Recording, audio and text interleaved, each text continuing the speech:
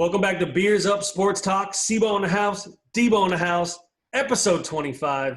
Back to tackle the AL Central tonight. But before we get started, Debo, what are you drinking? So, I am drinking the last beer from the June Beer of the Month Club. What do you got? And it is a Heavy Seas beer, Gold Ale. Fantastic. I just had one the other day. Not bad, man. Not bad at all. And I continue to work through my Trillium Brewing package. Tonight we got Stilling Street IPA. First sip coming up. Color, glorious, sweating. Let's get it started. All right, D, we opened last show by talking about some good news coming out of the nation's capital. The Washington football team is going to change their name. Awesome. That was Monday. Now it's Thursday. And the news out of Washington is not great. Nope. FBI investigations, sexual assault, sex trafficking. What's going on, D? What the hell's going on in Washington, D.C.? So when you were like, yeah, let's go over the stuff in Washington, I was like, oh, you must be talking about how, they're fighting and trying to figure out this guy took 44 trademarks out on names. And I'm like, first thing I see is Dan Snyder, sex trafficking. I'm like, what the fuck? And then I read they had topless viewings of their cheerleaders. What's happening? So I'll say this, not a new story that there's rampant sexual assaults within the Washington football organization. I think this is stuff that's been talked about before. It's been investigated before. That all being said, not a great time to have this happen. Never mind the fact that they're embroiled in this name change and all of these things. Just the climate of our country right now. Yep. It's not gonna end well for Dan Snyder and folks there. I think it's they got minority owners trying to sell parts of their team over the last couple of months. You got people coming out of the woodwork saying, that as whether you're a blogger, if you're a woman working in sports around DC, that's absolute hell. Never mind the entire country or the NFL in general. If you're a woman blogger or you work for sports. Oh, I was just say, yeah, if you're a woman in sports, it's just absurd what these women go through. Right. Yeah. It just seems like this is not going to end well for Daniel Snyder. And I tweeted out that it would be hilarious if the Washington football team finally had their name changed and Daniel Snyder couldn't take credit for the change because he'd been bumped out as the owner because he's just a piece of crap. And he is. That's what he is. He's a piece of crap. He's a rich piece of crap. And you kind of feel for Ron Rivera going into this, right? First year, he hasn't even gotten to training camp yet, and he's dealing with a name change. He's dealing with sexual assault, sexual trafficking, and I love he spoke with John Keim. Did you see what he wrote? No. About what Rivera said? Biggest thing is we have to move forward from this and make sure everybody understands we have policies that we will follow and that we have an open door policy with no retribution. My favorite part of this is, plus my daughter works for the team, and I sure as hell am not going to allow any of this. So he's like, what are we dealing with? This is the kind of stuff that gets me all amped up because I'm glad it's happening.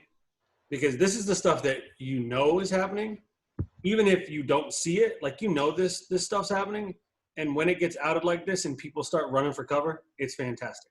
One more point about Dan Snyder. Apparently, and I read this because you mentioned the trademarks. He owned the trademark for the Washington Warriors. Yes. And let it lapse in March of this year, and someone scooped it up. Shucks. Guy's a clown. All right, listen. Regardless of the situation, the Washington football team's a hot mess. They're going to soon have a new name. They have a new coach. Hell, they might have a new owner by the time the season starts. Probably should. Just get your shit together, people. That's all I can say. But let's stay in the NFL. Yeah. Because over the last couple of days, a bunch of people got paid. Or a couple of people got paid. A couple of people, yeah. But I want to talk about someone who didn't get paid first. Yes. I want to talk about Dak Prescott. Dak. Because it sounds like he could have got paid, but they just ran out of time. So the story goes that the 3 p.m. Central Standard Time or Central Time deadline to get contracts negotiated. They just ran out of time, but he was on the verge of signing a 5-year deal worth $33 to $35 million a year.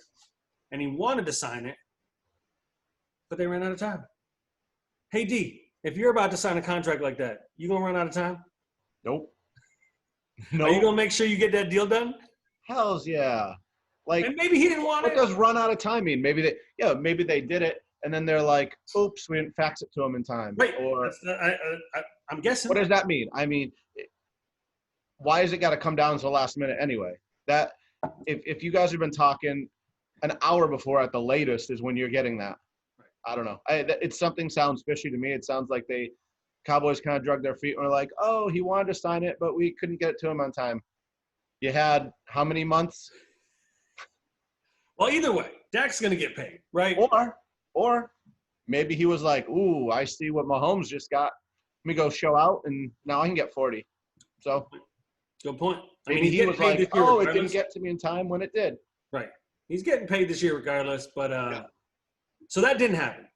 But Myles Garrett got an absolute monster contract. Monster. Now, mind you, this is a guy who didn't play the last part of the season, pretty much. You know why? Because he tried to kill a quarterback Correct. with a helmet. He tried to smash someone's face with a helmet. So even though he did that, the Browns gave him a 5-year, $125 million contract with $100 million guaranteed. What I read is that is the highest defensive contract. Just a little bit more than Khalil Mack. Yep, just a little bit more. $100 million guaranteed. This guy could be in jail for manslaughter had he connected on a swing with his helmet. And instead, bro's getting paid. Now, I'm happy for him because, look, get your money. Yeah. You know, get your money. But, I mean, it could have been way worse. Right. I mean, he said it in an interview. He's going to have to step up and show up now. I mean, he lost his cool. He said he can't be defined by that. And right. He said he's above that. So maybe he goes out and, isn't considered a dirty player. That's what he's out to show now. And now he has to because he's getting all that money. Right. And you know what? I hope he does. I like no ill will toward him. I mean, it was pretty bad that he tried to kill a man. But I hope he balls out, lives up to the contract, except anytime he plays the Bills or the Packers. I agree. All right. Now, the other guy that got paid. Now, here's the crazy thing. He's a good defensive end. But the guy that was probably one of the most valuable people in the league last year just got paid as well. Yep. Derrick Henry, who ran all over every team in the NFL. Nobody stopped him. All right. He got himself a 4-year deal. $50 million. $25.5 million guaranteed. Basically, the first 2 years are guaranteed, and then it's just a sad state of affair for running backs. Can we just say that? No, it's true. I mean, was it Adrian Peterson that said that recently? It's disrespectful, honestly. You know, these backs, they get worn down. I mean, granted, now we have a lot of timeshares, and it's only 12 to 15 carries, but Derrick Henry is carrying the ball 25 times next year a game. And good for him for securing a payday, right? Like, goes from $10 million this year on the franchise tag to, I think he gets like $15 million or something like that for the first year. Yep. And that's awesome. Yeah. But it's just mind-blowing that the Browns just gave Myles Garrett $25 million a year to rush the quarterback. And Derrick Henry's getting $12 million a year for 2 years to carry the load for the Titans. Yeah, I mean, I know we're not big on Tannehill, but they got him for a decent. I mean, maybe overpaid, but it wasn't that expensive. Right. I mean, look at some of these contracts. Right. Derrick Henry, who they're going, Tannehill's going to throw the ball 20 times. Henry's probably going to touch it 25 times. Right. They're going to try and win with running and defense like they did last year. Right. And then when they need to, A.J. Brown's going to come through and, give them – I mean, they saved enough money for them to sign him in the next couple of years. Yeah. If he balls out again this year. Yeah. I mean, like I said, good for Derrick Henry for securing a payday because, like you said, as running backs, your career is limited. Most running backs barely make it past their rookie contract. And, while you do see some people getting paid, McCaffrey got paid. Henry's now paid. LaShawn McCoy's been paid a couple times. That's good. It's just crazy the numbers that get thrown around for these defensive linemen and for some of these other positions and running backs who do a lot. Yeah. They're not just running. They're catching passes. They're blocking every single play they're involved. Yep. They kind of get the short end of the stick. So good for him for getting paid. Agreed. All right. Let's move to the AL Central. It's an interesting division, man. Yeah, I agree. But let's start right at the top with the Chicago White Sox. Young team, been rebuilding over the last couple of years. Got really bad for a while, but they're starting to turn the corner. Got some young studs. D, who's your guy? So at first, I looked at the roster and I said, I think it's got to be Tim Anderson, right? I mean, this guy, he was a big prospect coming up. He has a good bat. But last year, he finally hit in the 300s, over 335 in 123 games. He had 18 homers. I'd like to see a few more, but I mean, I think that's what you're looking for out of a shortstop, and he still has room to improve. But man, he was injured last year too. Yeah, he got injured for a few games, but he was good. Plus, I want him to be good because he's one of my keepers in one of fantasy baseball leagues. But my guy is Nomar Mazara. Oh. So he's been in the league 4 years. He's been really consistent. He hit right on the nose, 20 home runs 3 years in a row, and then last year at 19 home runs. I think he can be a 30 home run guy in a regular season, and I also think he needs to get up to a 280 average. I mean, he's only batting 252, 255 each year with all these homers. He's not going to hit 30 in 60 games, but he needs to be on that pace, and I think he has a good shot at doing that. So for them to make a run, I think he needs to catch fire this year. Okay. They got a lot of young studs, man. They do. I mean, he's still relatively young. Yep. They got Luis Robert. They got Eloy Jimenez. They got my guy, who I'm going with, Yohan Moncada. Is that it? Moncada? The former Red Sox prospect, the guy they traded for Chris Sale. Oh, that's the guy I'm going with. He's the young stud. He's one of the young studs, but he's also the guy that has a ton of talent. Is he going to be the real deal? And he's a little bit older than some of these other younger guys they have on the team. So for me, it just feels like this is the year. It's his time to step up. It's a shortened season. If he can get hot, I think he's a guy that can carry this offense. And again, they're young. They've got some decent pitching. They've been really bad the last couple of years, but they've been making some really good moves. And I think if he was kind of that first move that they made, that first pickup that they got. Yep. And I think if he comes alive, he becomes kind of that big time hitter that they think he can be, they could be good. Nice. Over under 31.5. So you said the pitching looks decent. I said it looks a little rough, but we said, like you said, the offense is going to score some runs. And I'm looking, there was another guy I thought about, Gio Gonzalez, to watch. I mean, right now he's listed as their fifth starter. Well, they got Eichel. They got Galito. They got some arms. They got some stuff. They can go. So because I actually think Gio's going to find his form, I think that they're going to go over. I'm going under. I'm hitting them right at 31-29. Nice. I think they're a young team, and in a short season, I honestly think in a short season, a veteran team just has a little bit of an upper hand because I think they're going, at least in my opinion, going to be able to get over the ups and downs pretty quickly. Whereas just think if a young team struggles and they're not hitting right away, it could be disastrous. But they got they do have some veterans on that team too. I mean, they do have Edwin Encarnacion, and they got Jose Abreu at first base, and Grandal as their catcher. So they got some guys. I'm starting to rethink my pick right now, but I'm going to stay with it. I'm going with 31-29. Let's move on before I change my mind. Yeah, don't change your mind. Indians. Who you got? So I was looking. So they lost Trevor Bauer. They didn't bring back Kluber. And their pitching is still really good, right? They're really good, bro. Mike Clevenger, Shane Bieber. When healthy, Carlos Carrasco is a very good option. Always looking. So the offense is potent. It's got a mixture of power and consistent hitting. And I'm actually going to go with our first closer of all this, Brad Hand. Whoa! Yeah, I mean, he had 35 of 39 saves last year. he has a higher ERA, lower strikeouts per walk, and a lower whip. Higher whip than you'd actually want out of a closer. And since I don't see anyone in the relief area to actually step in if he does struggle, I think it's on him because the pitching should, in theory, get them in games. And I'm going to keep an eye on the closer role for the Indians. Not a bad choice. I'm going with their stud, their workhorse, Francisco Lindor. I mean, he's an MVP candidate. He's the best offensive player they have on their team.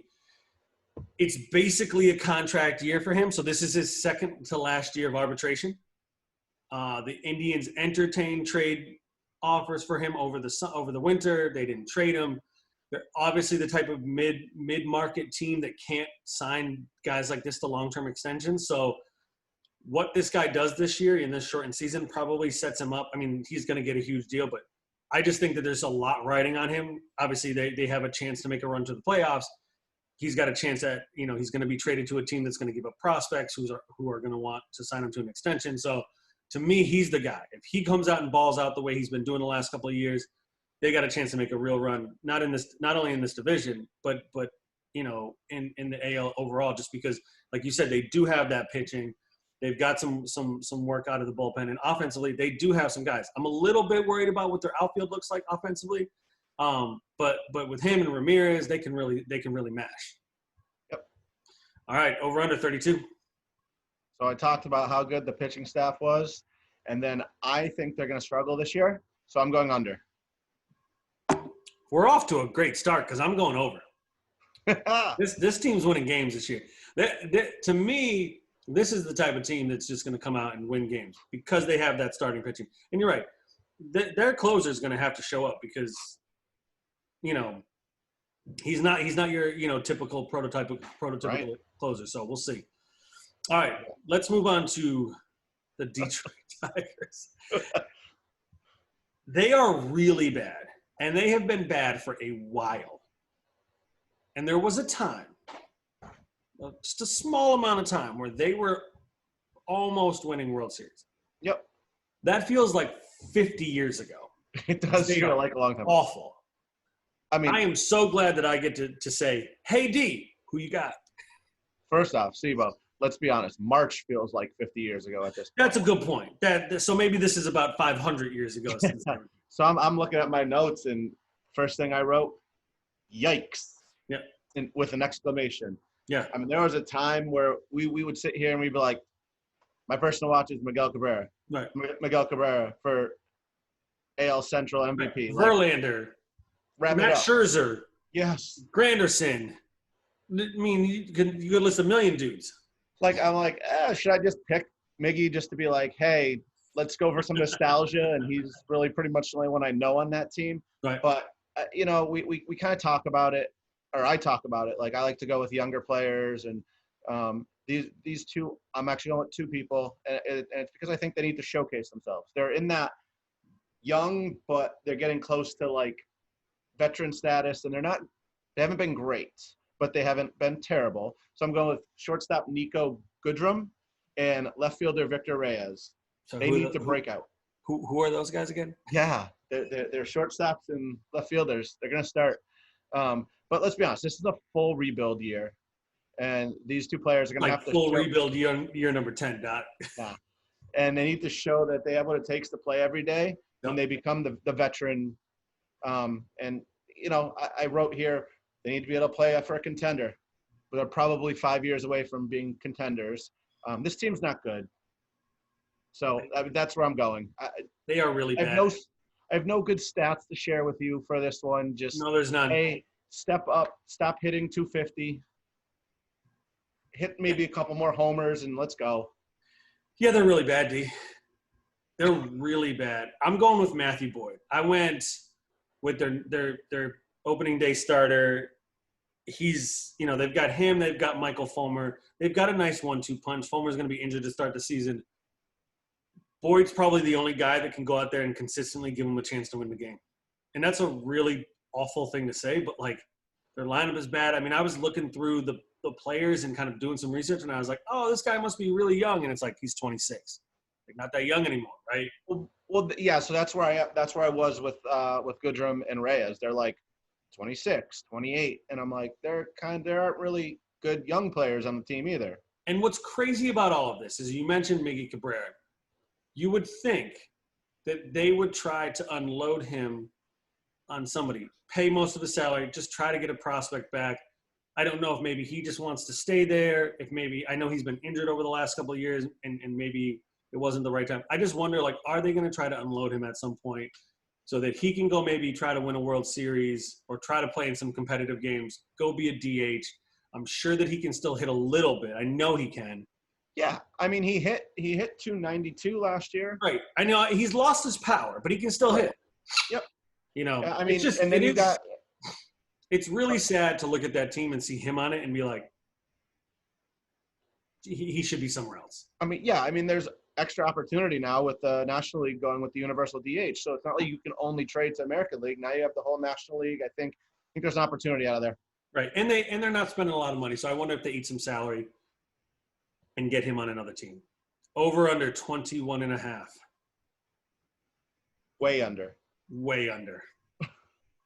This might. Does this team win 10 games? Do they get to double digits? I mean, so they're going to play. The Pirates 6 times. So if they can win 3 of those, they only have to win 7 of the next 50-something games, 57 games. Yeah. Or 50, but whatever. Cardinals, Cubs, Brewers. Split with the Royals, our next team. I mean, I think they can get to 10. Okay. I don't think any team is getting under 10. Like, it's a weird year. We haven't done the Orioles yet. Sorry, Baltimore. One love. Sorry. All right, so you're going under. I'm going under. I think they maybe win 10 games, but not too many more than that. Let's keep on trucking to the Royals.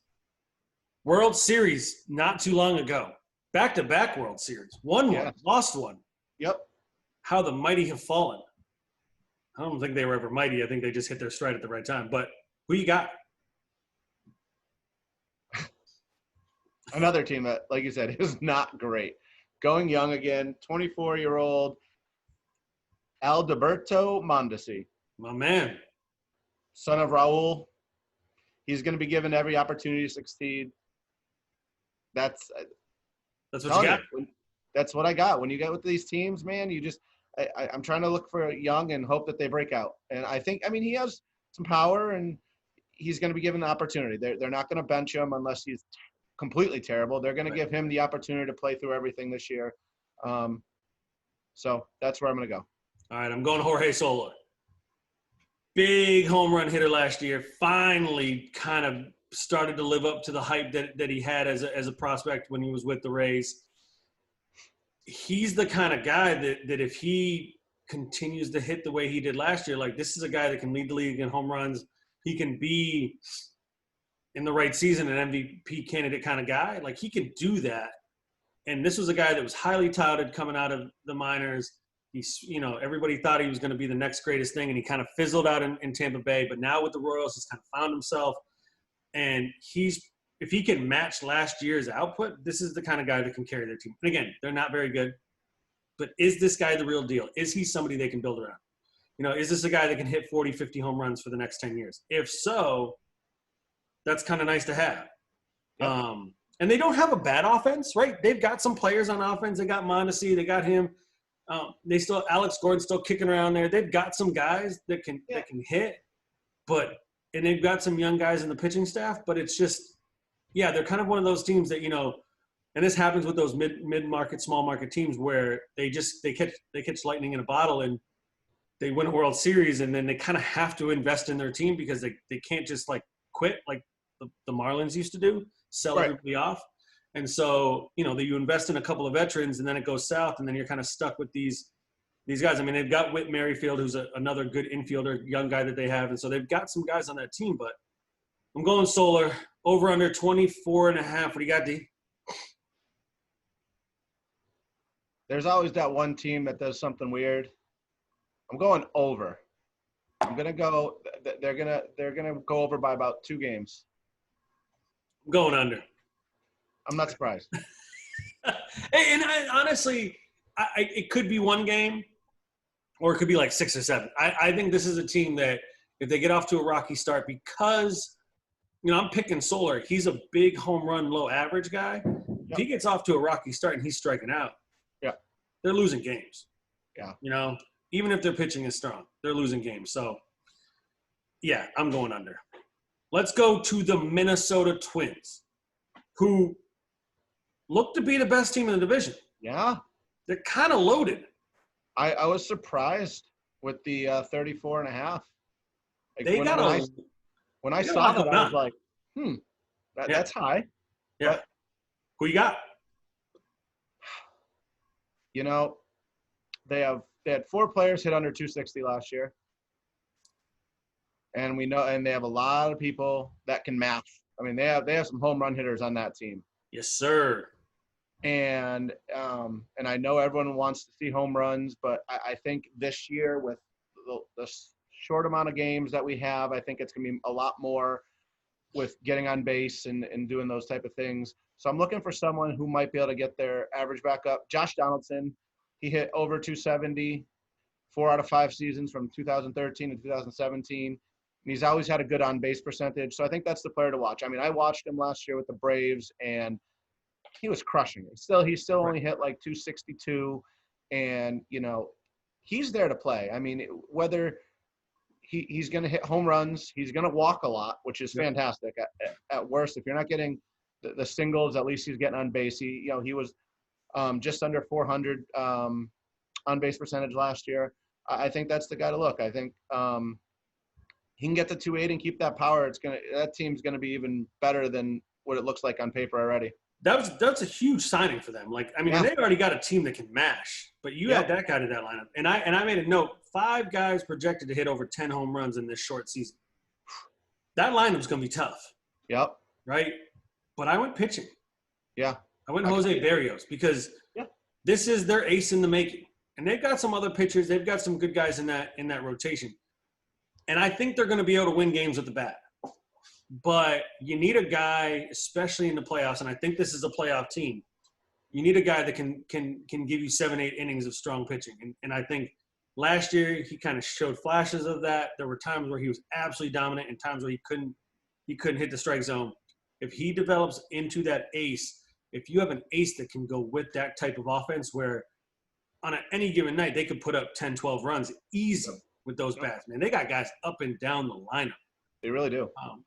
But you need a guy that can give you that win when the bats aren't working. And you're right, like to your point, and I don't know that the 280, 290, 300 average is as common nowadays because the folks are trying to hit home runs. But when you're banking on guys hitting the ball out of the ballpark batting 250, 240, there's going to be nights when you need a pitcher to show up, and I think he's the guy that can lead them, whether it's now during the regular season or in the playoffs. So I'm going Berrios. I like it. Over under 34.5, big number. So like I said, I was surprised when I read that, and my initial reaction was like, well, if I was surprised just reading it, I have to go under. But then I looked up, I read some stories, and looked at the lineup and saw it, and I'm gonna go over. I'm going over too. They're playing 10 games against the Tigers and 10 games against the Royals, right? Yep. And 5 or 6 against the Pirates. So let's say that's 25 games. Are they really losing more than 5 of those games? Probably not, but it's baseball. Anything can happen. True. I'm going over too. I think this is a team that's going to be, again, in this season where they're playing their division and the opposing division, they kind of it lines up well for them. And yeah, they've got to play the Cardinals, they've got to play the Cubs, the Brewers and stuff. But like you said, the Pirates, the Royals, the Tigers. Those are games those are series that they're going to dominate. Right. All right. Who's your MVP? AL Central MVP is a little bit harder, right, than the other 3. Like we have Mookie Betts. I don't think so. I think it's clear cut. But who you got? I have Carlos Santana. Whoa. Okay. I think he is gonna. I think he's gonna do almost exactly what you said Lindor is going to do. He's going to help. He's going to carry that team. My guess is that's who you're going with. And, I think it's going to be a battle between them two, which is crazy because I went under, but that's a whole other story. No, I think he's going to he has a low strikeout rate, and he was also just short of a 400 on base percentage. He does all the little things in the lineup. I know last year was a kind of a breakout with the average, but I think he's going to keep the pace, and he's going to be one of the best offensive threats in Cleveland and in the AL Central. Absolutely. And I'm going Lindor. He's the best player on what I think is the second best team, but I think he's the guy that hits high average, hits the ball out of the park, steals bases, drives and runs. It's everything you want. And he plays a premier offensive or defensive position. He's a guy that's going to get probably a $300 million contract, maybe even more, when he hits free agency next year. And again, he's the guy that's going to make that team go. You take him out of that lineup, and they are a pretty average team. Yep. Yes, they have Ramirez. Yes, they have Santana. Yes, they've got some other guys, and we talked about their pitching. But he's an MVP-type player. Like, he could go on and win the MVP this year. It wouldn't surprise me one bit. So I'm going with him. And listen, I'm not going to forget. Who's winning the division, D? Nice. I say that the White Sox are going to fall just short of the Twins. And I'm going to say the Indians will fall just short of the Twins. Twins win the division, Indians on their heels, and everybody else is kind of figuring it out below. Cool. Not bad. Oh, that was fun. So next up, your division, NL East. Yeah. NL East. Now, before we get to the NL East, big news out of the NL East just a day or two ago. Your Braves signed Yasiel Puig. Yeah. What do you think? Yeah. We need another outfielder, I guess. I don't know. Are they another goofy, kind of not great defensively?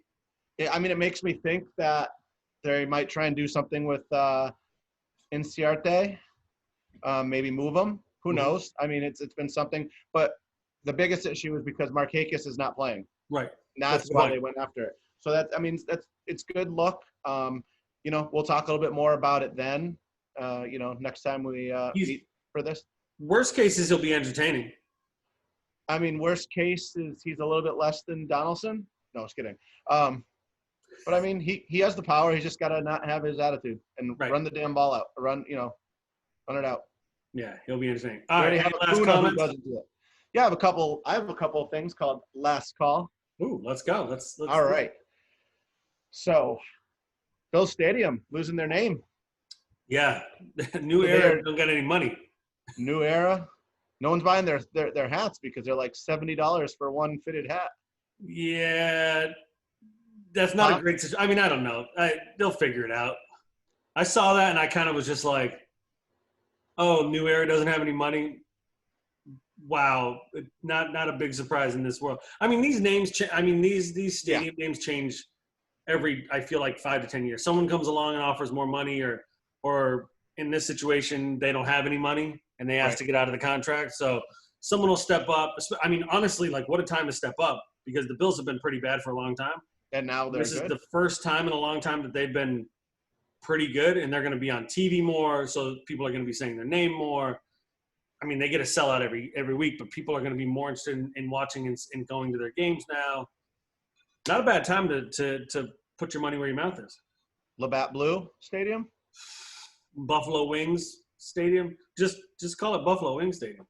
Nice. So I was scrolling through Twitter before we got on, and I was looking at UMass Twitter. Yep. And they tweeted out that Commissioner McGlade of the A-10 there will be no A-10 football this year. So there's going to be no football this year. So what I'm getting at with that announcement is when there is no football, or however it works out for no college football, do you think that the players will be able to get this 1 year of eligibility back, or do you think they will lose? Yes. So I read when the Ivy League suspended fall sports, Harvard had a nice article that answered a lot of the questions. And this, at least for Harvard, and I assume this will be if you don't play, you don't lose a year. Okay. Right. So if you're not participating in, like, again, I think you can practice, right? But I think if you're not participating in games, you won't lose your year of eligibility. So I wonder, did they say anything about the spring sports? Because I know a lot of spring sports started, and I mean, like UMass lacrosse, I know had one, like they were doing really well. They beat the number one team in lacrosse, and it stinks if they only get to play 3 or 4 games and then lose their season, lose that last year of eligibility. I mean, I think those players were able to petition, and I think the NCAA was pretty lenient on that because, again, unexpected circumstance. Never in hundreds of years did they think this was going to happen or expect this to happen. But good on the A-10 for announcing that there was going to be any football, because there isn't going to be any football. And there's a whole bunch of conversations on Twitter and on social media right now where people are starting to get to the conclusion that football isn't going to happen. And let's be honest, college football, billions of dollars. NCAA is a clown show and has way too money in the way that they do things I don't agree with. But like college football brings in money that literally makes a lot of these colleges go. I mean, I've worked closely with the University of Alabama in the past, and they would, they'd have these lunches where they would say every 60 days we've got a new building going up on campus. That's because of the football program. Yep. The football program is bringing in tens and hundreds of millions of dollars, right? So colleges are going to be hurting. And the buzz on Twitter is that these colleges at some point are going to get mad with the people who made poor decisions in government about this coronavirus, and it could get pretty ugly. So it would be great to have some football this fall, some college football, but it's probably not going to happen. And again, if it does happen, it's going to be really weird, because it's going to be clear that these colleges prioritized athletics over academics, which I get because there's a lot of money, but it's not the point of college. It's there to get an education, and they're going to be playing in empty stadiums. Yeah, I mean, what's his name? Ryan Bramford, the AD for UMass, has to cut 11% of his total athletic budgets. And I mean, that's not a lot compared to like at a University of Alabama, but it's a lot to UMass. And you're going to talk about, I mean, at least that he saves that money right there with football going out. Well, maybe UMass shouldn't have spent all that money on that Gillette Field contract for like 10 years when they were a shitty football team, and thinking that they were going to have fans at Gillette Field, even though they're in Western Mass. That's a whole nother conversation for another day. But no doubt, we don't have to go down too far. But I just want to get the idea. I just want to get your thoughts on college. And I mean, let's be honest. Do we think NFL is going to happen? I think NFL. I'll say this: if there's a sport that's going to happen in the fall, it'll be the NFL, because there's so much money riding on it, and they have so much money that there is the potential that they could, maybe close off these players from the outside world and travel from town to city and play these games. I don't know. I did just see that the Texans got approval from the league to bring their rookies in now, which is absolutely banana land. Like, why are you even trying to do that?